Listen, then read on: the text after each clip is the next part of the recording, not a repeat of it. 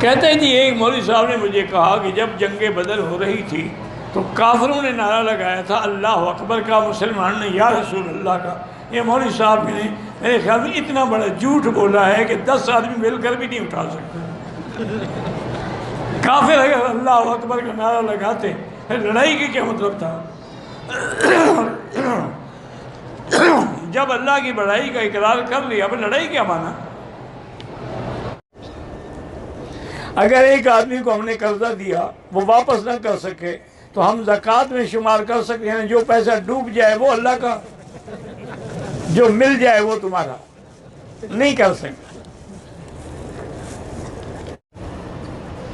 میں طواف کر رہا تھا، کر رہی ہوگی نا، حید جو آ گیا، مرد کو تو حید نہیں آتا،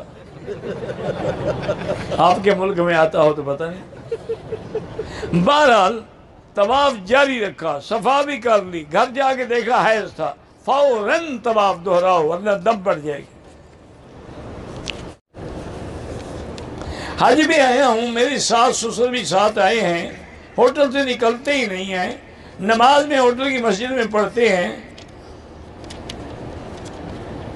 اور میری بیوی سے وہ علیحدہ نہیں ہوتے۔ میں اپنی بیوی کو کیسے ملوں؟ مجھے رات لے جانا، میں منت کروں گا۔ اللہ کے بندے تم جانے، تمہارا کام جانے۔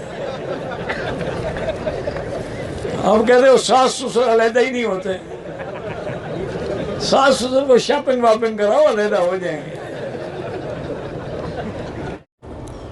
اگر داڑھی ایک مجھ سے کم ہو تو اس کو امام نہ بنائیں، کوئی نہ ملے تو پھر وہی ٹھیک ہے نا، اندھو میں کانا راجا۔ پیچھے بھی تو داڑھی منڈے کھڑے ہیں نا، پیچھے کون سا بایزید بستامی کھڑا ہے؟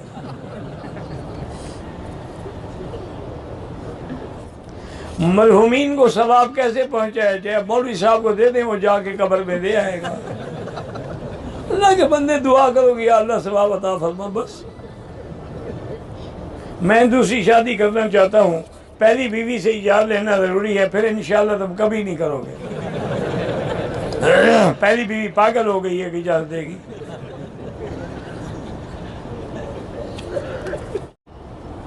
میلاد مصطفیٰ آسمان، فرشتے آسمانوں میں مناتے ہیں، تو جب تم آسمانوں میں جاؤ منا لینا۔ اب زمین پہ تو ہمیں معاف کرو بدعت سے۔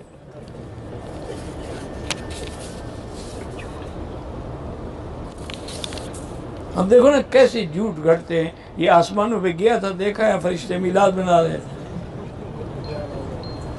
اتنا بڑا جھوٹ۔ آگے لوگ جاہل ہو تو کہتے ہیں سبحان اللہ، سبحان اللہ۔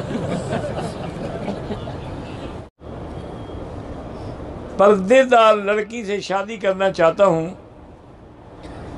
سر پہ ڈپٹے رکھنے والی مل رہی ہے، سر پہ دوپٹے، وہ دوپٹے والی کوئی لے لو، اس کو پردہ کروا دینا اگر تم خاوند ہو، تمہارے اندر جرات ہے تو۔ جو تم نے خود بیوی کا پنجو کے نیچے رہنا ہے تو شادی ہی نہ کرو۔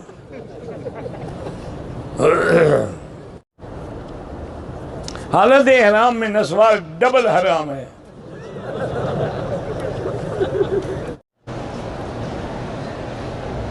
کہتے ہیں کہ میں شادی شدہ ہوں، ایک لڑکی مجھ سے شادی کرنا چاہتی ہے، میں نے انکار کیا، وہ کہتی 4 سپارے قرآن پڑھ کے تمہارے لیے بد دعا کروں گی۔ چلو کرتی رہے، اچھا ہے، کرنے دو۔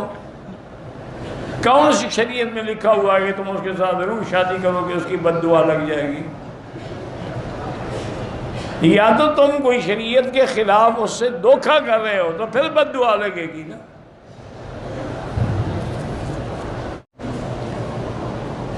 کسی چیز کو پاک کرنا، دھونا ہو تو کلمہ پڑھنا ضروری ہے، کیا اس کو مسلمان کر رہے ہوتے ہیں؟ وہ کافر ہے۔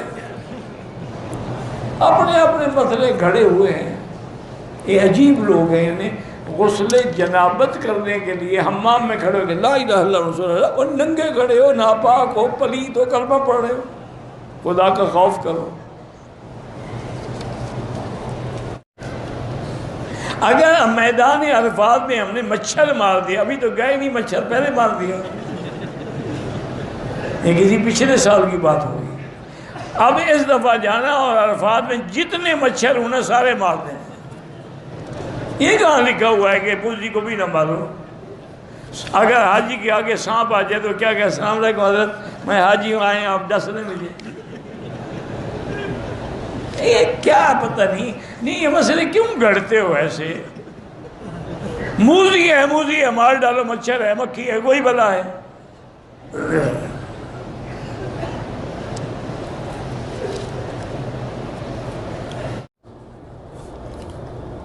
کل رات کو میں نے خواب دیکھا ہے کعبہ شریف میرے ساتھ گیا، اچھی بات ہے، پھر باقی لوگ طواف کہاں کریں گے؟ کعبہ تو تم لے گئے.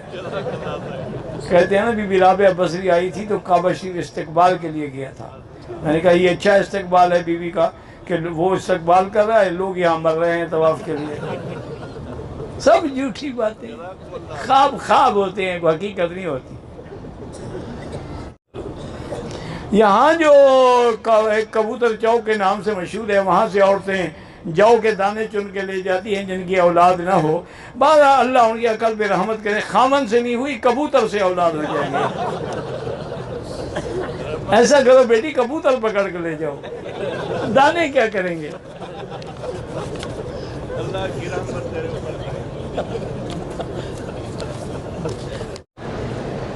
لوگ بڑے سمجھدار ہیں جی پاکستانی ماشاءاللہ.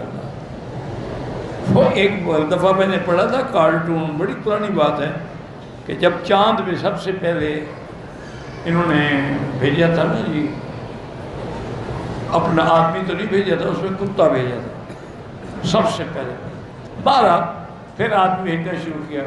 وہ کہتے ہیں کہ جی جب وہاں چاند پہ انہوں نے آدمی بھیجا امریکن نے، تو وہاں دیکھا کہ رشین بھی موجود ہے، چینی بھی موجود ہے، اور پاکستانی بھی موجود ہے. انہوں نے پوچھا بھی تم کیسے ہیں؟ انہوں نے کہا جیسے تم آئے، تم نے بھی اپنا شاہرخ بنایا، ہم نے بھی بنایا. چینی نے کہا ہم نے بھی بنا لیا، تمہاری نقل ہم نے فوراً تیار کر دی. انہوں نے پاکستانیوں سے پوچھا بھی تمہارے پاس تو کچھ نہیں، تم کیا؟ انہوں نے کہا میں سمگل ہو کے آ گیا. یہ پاکستانی بڑی چیز ہے، یہ زمزم کو بھی نہیں چھوڑیں گے انشاءاللہ. 1 لیٹر زمزم ہوگا 10 لیٹر پانی ملا کے بیچیں گے.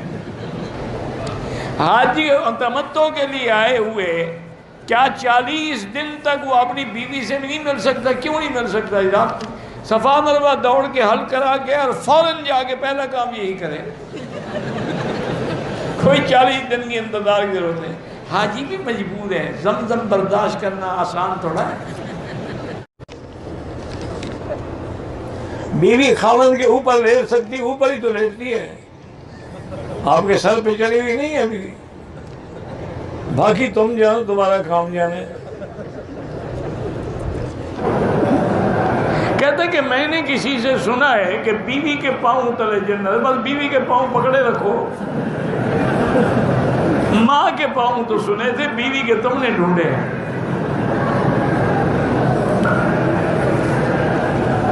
ویسے اچھا ہے بیوی کے پاؤں کے نیچے رہو. آج کل بڑے آدمی کا یہی حال ہے نا، بیگم آگے چلتی ہے وہ جوتی اٹھا کے پیچھے چلتے ہیں جیسے یتیم بچے جا رہے ہیں. جو شریعت میں نہیں چلے گا اللہ ایسے ذلیل کرے گا.